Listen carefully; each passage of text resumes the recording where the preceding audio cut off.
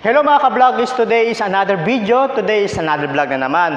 So disclaimer lang po to sa mga IT professional natin. So ang gagawin natin mga ka-vlog is hindi to is Wi-Fi hacking. Ang gagawin natin guys is ipapakita ko sa inyo yung ating password or Wi-Fi password natin. Kasi minsan nakakalimutan natin ang ating password sa ating modem.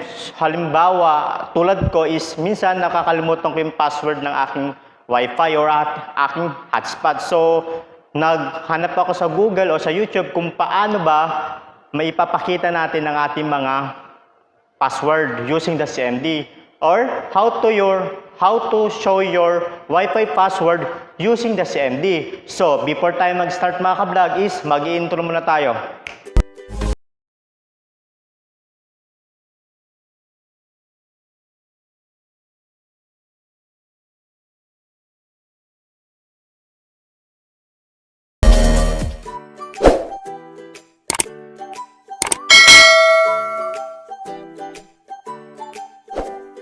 So mga ka-vlog is nandito na po tayo sa ating screen.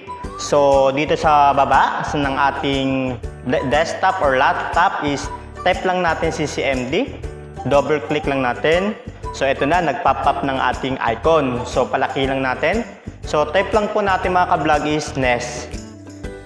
Yan, enter.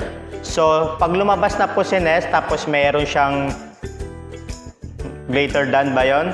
Tapos, type lang natin WLAN. Guys, is lahat po ito is capital letter or small letter. So, space, show, may space, profile, enter. So, mga ka-vlog, dito sa user profile is ito yung mga pinagkonikan ko o ng aking laptop. Pinagkonikan ng aking laptop ng mga Wi-Fi. So, dito sa Smart Vlog, ito yung cellphone ko mga ka-vlog. So, nandito, ito yung mga pinagkonikan ko ng mga Wi-Fi. So, try natin si Smart Vlog kung ano ba yung password niya. So kinapipis ko lang po yung LAN W WLAN show profile space. Mga ka-vlog, kung ano po yung pagkasulat ng Wi-Fi or ng Wi-Fi name dito sa user profile is ganun din dapat yung pagkasulat natin. So, Mart Vlog is capital letter, Mart Vlog. So, enter. So, ito na yon. Ito na yung pinaka-details ng ating Wi-Fi. So, copy-paste ulit natin. So, arrow lang yun lang para mag-copy-paste na lang yon. So, space, type K, small k, tapos equals clear.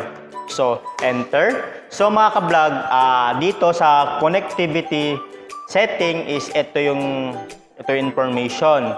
So, security, dito nyo makikita yung ating password sa security setting. Dito sa security setting. Oh, Bisaya ba ako, Day? Hindi ako Bisaya. Sorry. Dito nyo makikita yung security setting. Dito nyo makikita ang ating password. Dito sa K-Connect, ito yung ating password. Ito. So, mga ka-vlog is just in 1 minute lang guys is nakita na natin kung paano or ano yung password natin.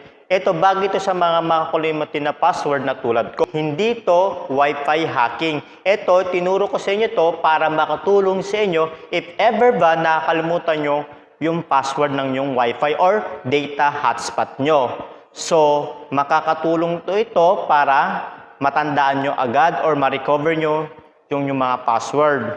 So, mga ka-vlog is in just 2 minutes is naturo ko sa inyo kung paano how show your Wi-Fi data or how to show your Wi-Fi password using the CMD in just 1 or 2 minutes lang mga ka-vlog. So, before tayo mag-end ng video na ito mga ka-vlog is disclaimer ulit, tatandaan nyo, hindi ito Wi-Fi hacking. Hindi po ito data or Wi-Fi hacking. Ito po ay tinuro ko sa inyo para matandaan nyo, para malaman nyo kung paano ba mag-recover ng ating password using the CMD. Before tayo mag-end mga ka-vlog is sa mga hindi pa po nakakapag-subscribe sa aking YouTube channel, please like and share ang aking mga videos. So, see you next vlog mga ka-vlog. Bye-bye!